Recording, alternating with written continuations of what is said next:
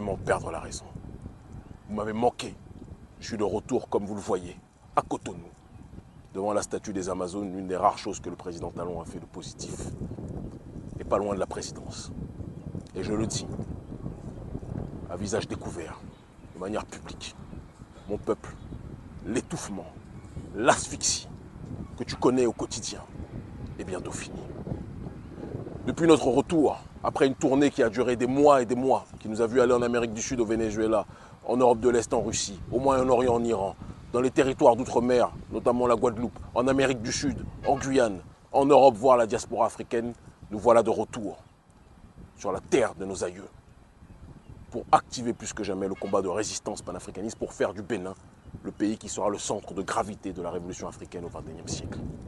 Le Bénin a toujours été la boussole et va redevenir la boussole, même si pour l'instant, il est en otage par une oligarchie qui a décidé de vendre notre pays au gouvernement français, au MEDEF, aux entrepreneurs français et à l'Occident de manière générale. Depuis notre retour, nous n'avons pas cessé d'être interpellés dans les rues par nos concitoyens, par vous, qui nous disent constamment qu'ils sont asphyxiés, qu'ils sont étouffés, que jamais le taux de pauvreté dans les foyers n'a été aussi intense. Pendant qu'une minorité du pays s'enrichit, pendant qu'une minorité du pays se développe ses moyens, la majorité du pays va dans la paupérisation, chute dans l'appauvrissement extrême. Les foyers n'ont même plus de quoi boucler les journées, n'ont même plus de quoi nourrir les enfants. Des mères de famille, parce que leurs maris n'ont même plus de boulot, sont obligés de se prostituer. Ce sont des témoignages réguliers, récurrents que nous entendons.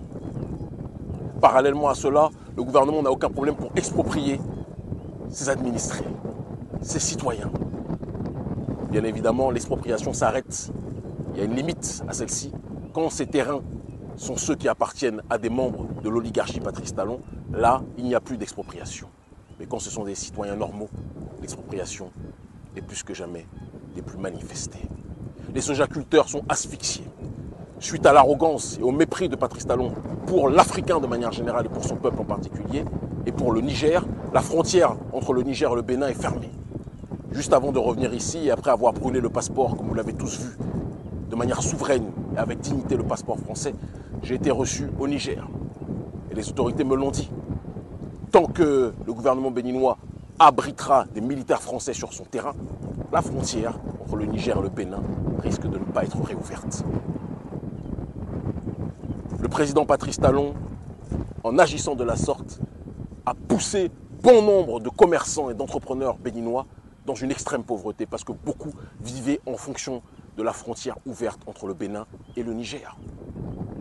Le président Patrice Talon a cru que le Bénin était sa propriété, sa plantation.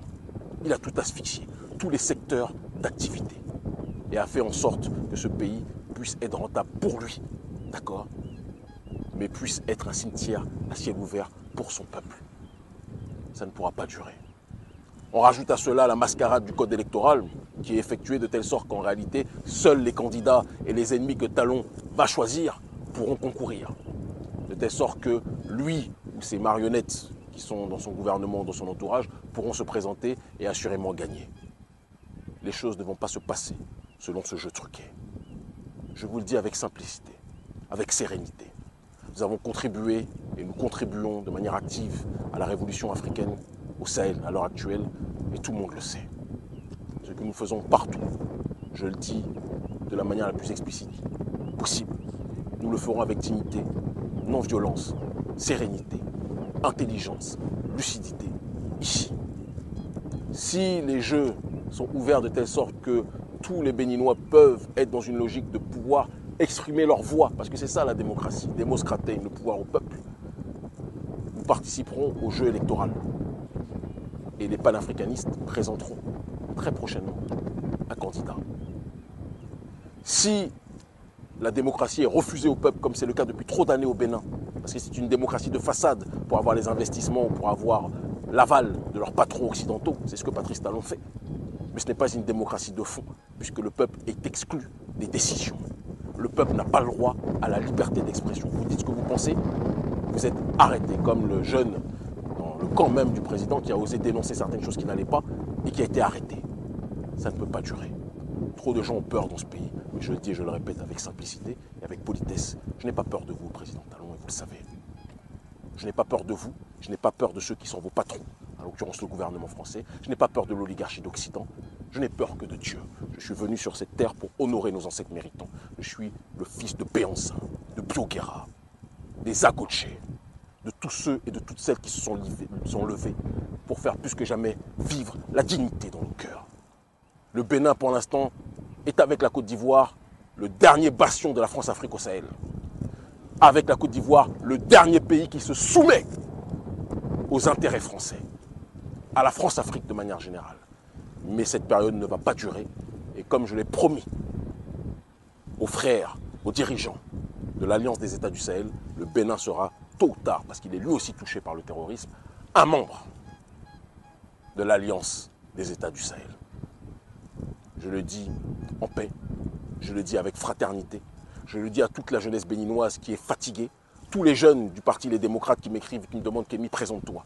Tous les jeunes de tous les partis aujourd'hui qui me disent Kémy, nos dirigeants n'ont pas le courage, mais nous on te le dit, présente-toi. Chaque chose en son temps. Je ne dis pas oui, je ne dis pas non. Je dis que nous sommes en train, à l'heure actuelle, de travailler pour l'avancement de notre population.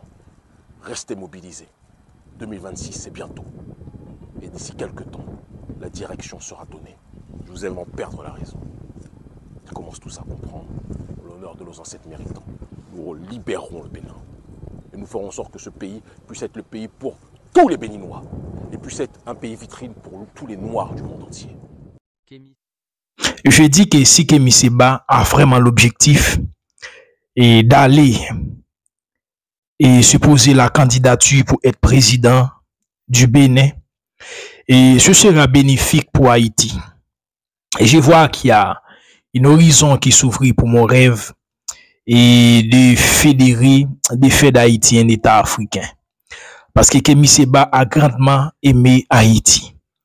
Donc, si un tel homme arrive au pouvoir dans l'un des pays d'Afrique, ce sera totalement bénéfique et tous les Haïtiens doivent encourager cette idéologie, soutenir cette idéologie.